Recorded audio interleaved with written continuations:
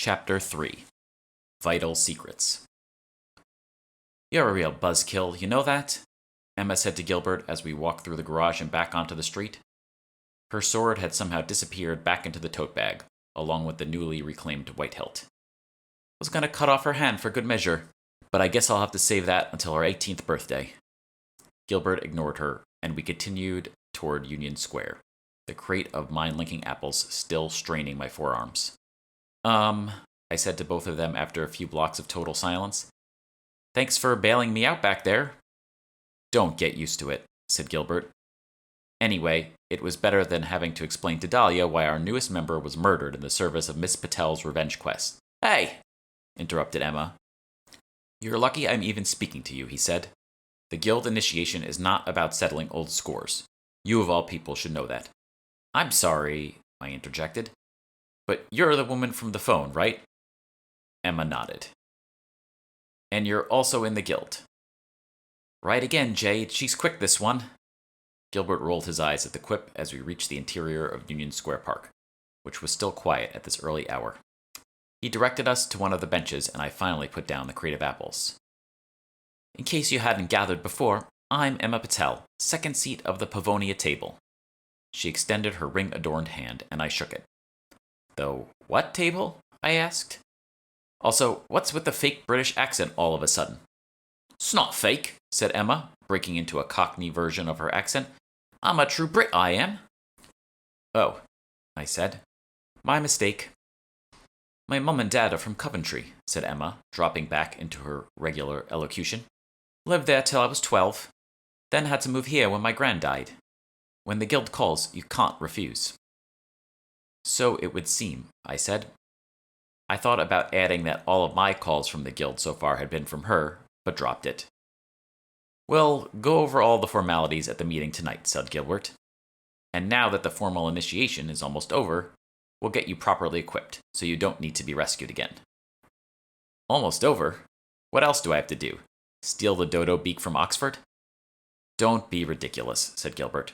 "We have much more experienced people working on that. No, it's just a swearing in and a lot of paperwork." "Great," I said. "I love paperwork." A shudder ran through me as I remembered the reams of paperwork they had forced me to fill out after Hammond had canned me from my job at RPG Lab last month. For a company with only one female developer, it wasn't a good look to fire said developer, especially after she had just saved the whole team's ass in front of their biggest investor. As much as I wanted to run to the nearest lawyer and file a wrongful termination suit, the severance package they had offered in exchange for my permanent silence on the issue was too good to pass up. "You'll be getting a call at the phone tonight at 10:30 with the meeting location," said Emma. "Don't be tardy." "Can't you just tell me right now?" I said. "I'm standing right here." "Fine," she said. 10:45, under the Bethesda Terrace in Central Park." "Thank you," I said. "Wait a minute. How are you expecting me to get there from all the way downtown in 15 minutes? "You caught me. Wanted to see if your friend had left you any speed buffs. Oh well."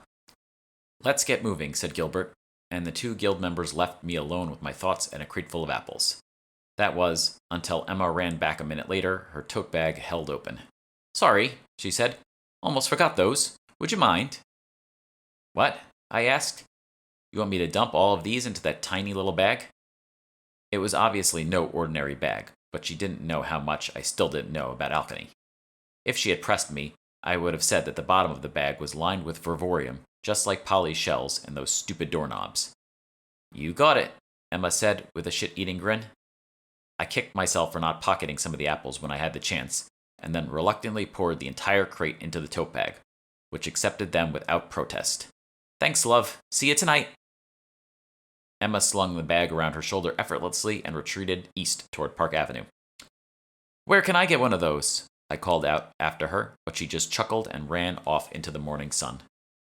The city slowly sprung to life as I walked. The supers sprayed their hoses, cleaning the sidewalks as they did every morning. The coffee shops and the bodegas opened their doors, welcoming in their sleepy patrons looking to start their days with a hot cup of caffeine and a muffin. The commuters headed to the nearest subway station or bus stop. 2 years ago, I would have enjoyed this ambling stroll, still blissfully unaware of the shadows of magic that covered the world. Last year, I was too busy questing for wooden and iron tokens to care.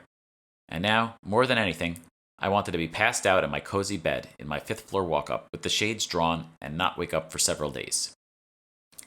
But that wasn't an option for several reasons. First, I obviously had to show up at the meeting point tonight. Second, I had abandoned my old apartment and roommate in the middle of the night several weeks ago, leaving only a cryptic note and a wad of cash to pay the rest of my share of the lease, retreating to a still unfurnished studio in Greenpoint. And finally, because there was work that needed doing. I stopped at a coffee cart on the corner, purchased a large iced coffee, and withdrew a small stoppered vial and plastic eyedropper from my bag. The liquid shimmered a pale green and matched its taste, and I walked over to a bench in front of an empty storefront and carefully uncorked the glass tube. I lowered the tip of the eyedropper into the vial, pulled up a tiny portion of the liquid, and then deposited the liquid into my coffee. Even the 24 ounces of pure caffeine and sugar was not enough to blunt the putrid taste of that one little drop, and I felt my body shudder involuntarily as I drank the entire contents of the cup. Except it wasn't my body. The glamour was still active, and I looked at Jade's reflection in the storefront window, who remained stoic and still while the effects of the vitality serum kicked into high gear. This was a different beast than the one Beatrice had given me that early morning in our old office after our escape from Doug. That serum had operated like a mini volcano, sending an explosion of heat and rejuvenation into every corner of my body. The current serum, though, was more like an everlasting gobstopper. The tiny drop kept on working for 24 hours, giving me just enough energy to keep me balanced on that edge between exhaustion, awareness, and delirium. It was a dangerous game I was playing, because I had no doubt that I was setting myself up for a horrific crash at some far-off point in the future. The recipe I had found tucked under a sliver of carpet in our office on the 47th floor of the Chrysler Building. Everything there had been stripped clean when I finally paid a visit a week after Beatrice's disappearance. Even the vivorium doorknob that formed the gateway to the island house was gone. Maybe she was still holed up there, waiting out the guild. But I had barely had a moment to myself in the past month, let alone the half a day it would take to journey by boat out to the south shore of Long Island. Beatrice's handwriting was neat and concise. Improved vitality serum, it said at the top, followed by a list of ingredients, some mundane, some magical, with a list of complicated steps at the bottom. I didn't know where the hell I was going to get 40 grams of 80-day-old lemon zest, or 80 grams of a 40-day-old cardinal's feather, but fortunately, it only took me a day to notice the seemingly random pattern of underlined letters and numbers in the note. The letters had spelled out toilet tank in hall, and I had sprinted back to the office to find yet another envelope taped inside. Unlike the one she had left me in the bathroom at the Met, this one held only an old key. But much to my disappointment, it wasn't the vivorium key we had used to travel through the Washington Square Park archway.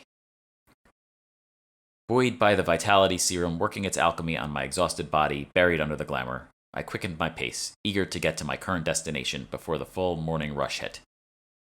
6th Street was seemingly immune, unlike its brethren, and when I turned off 5th Avenue, I found myself walking down an empty block to the green relay mailbox. I fished the old key out of my purse, inserted it into the rusted lock, and turned. The compartment swung open without complaint, and I smiled as I looked over its contents. This had been the second half of Beatrice's message. The underlined numbers in the recipe had provided the street number, and she had scrawled the street name inside the bottom corner of the envelope. During my first visit here, I had been pleasantly surprised to find containers with enough of the prima materia to make at least several vials of the vitality serum. The hideaway had provided a convenient headquarters of sorts, somewhere that couldn't be tied to Beatrice, to me, or even to Jade. I smiled at Beatrice's ingenuity in coming up with this mailbox of all things as a failsafe, and then shook my head as I considered how far she had fallen from the woman with the secret lab on the Lower East Side, or the woman with her own private island. This was most likely all the remaining help I was going to get from her, and the thought that I was now truly on my own was terrifying. My hand absent-mindedly found its way up to the glamour stone, and I grasped it slightly, and then felt the weight of my counterpart dissolve. With all the commotion in the alley, I had nearly forgotten what Jade had done. Was this what Ty had warned me about when she had given me the stone? I hadn't come across the girl since that morning in the abandoned train station, but her business card was among the items stowed away in the mailbox, along with some peculiarities from my former partner that I hadn't had time to suss out. I pulled out my phone and brought up our previous text conversation. and was about to send another help request, but then thought better of it. The mystery of the glamour would just have to wait until I had someone new from this side of the world that I could really trust. Instead, I withdrew the stack of unmarked bills from the mailbox, put a small sealed envelope in its place, and then locked the compartment again. The envelope I had addressed to Molly Vistret, one of Beatrice's apparent pseudonyms, and the note inside contained a short missive expressing my hope that she was still okay and to contact me if she was able to safely meet. I doubted she would ever read it. The cash, which represented a sizable portion of my severance payment, I stuffed into an envelope and placed at the very bottom of my bag. I surveyed the block to see if anyone had noticed my mailbox hideout, but Beatrice had chosen the location wisely, and the street was still deserted. Satisfied that no one was about to rob me, I retreated toward 6th Avenue and walked south. With 5 minutes to spare, I reached the Rendezvous, a small square in the middle of the West Village, dotted with rotting benches and misshapen cobblestones. I took a seat on one side of a set of back-to-back benches in the middle and waited for Janice to sit down behind me. He had come highly recommended by a number of users in the back corner of Craigslist as one of the best forgers in the city. The cash would pay for the papers that would solidify my double life as Jade Peters: a driver's license, social security number, a passport, and even a rewards credit card with a great sign-up bonus. Maybe I would treat myself to a one-way ticket to Omaha with the miles once I was satisfied that the guild wasn't going to kill me right now. My phone alarm went off, signaling 1 minute until the drop, so I fished out the envelope of cash and bent down to place it under the bench. As I did, though, the glamour loosed itself from under my sweatshirt, and I realized I was still me. I quickly pulled up the hood over my hair and covered my face with one hand, while activating the glamour with my other hand. When I sat up again, I was Jade, my now voluminous red hair spilling down the sides of my face. "Jade," said a gruff voice behind me. "Yes," I replied in Jade's raspy tones. "He's done." I almost turned around to look at Janice, but remembered the explicit instructions not to do that very thing, and instead wait 10 minutes before retrieving the goods. Fine. I had almost the whole day until my next towering experience was scheduled to start, so I tried to relax and appreciate the picturesque city park. An old woman sat on a bench at the far side, knitting a golden scarf. It stretched down to her ankles, and it reminded me of the Golden Fleece from the Jason and the Argonauts movie I had watched as a kid. I wondered who she was making it for. A pair of ducks hopped out of the little pond and waddled over to me, almost as if they were trained to expect food whenever someone sat down by themselves on a bench. I flashed my empty hands, and they quacked angrily and scurried back into the water. A breeze swept through the park, and it brought with it a sheet of newspaper. I picked it up to discover that it was from yesterday's Times style section, and absent-mindedly turned it over to find the featured vows column, and that's when my jaw dropped. The bride and groom stood in the center of a circle of rocks on the outskirts of the woods, surrounded by their wedding party. The women were dressed in bronze sheets of fabric, holding bouquets of dark orange flowers, and the men had matching bronze bow ties.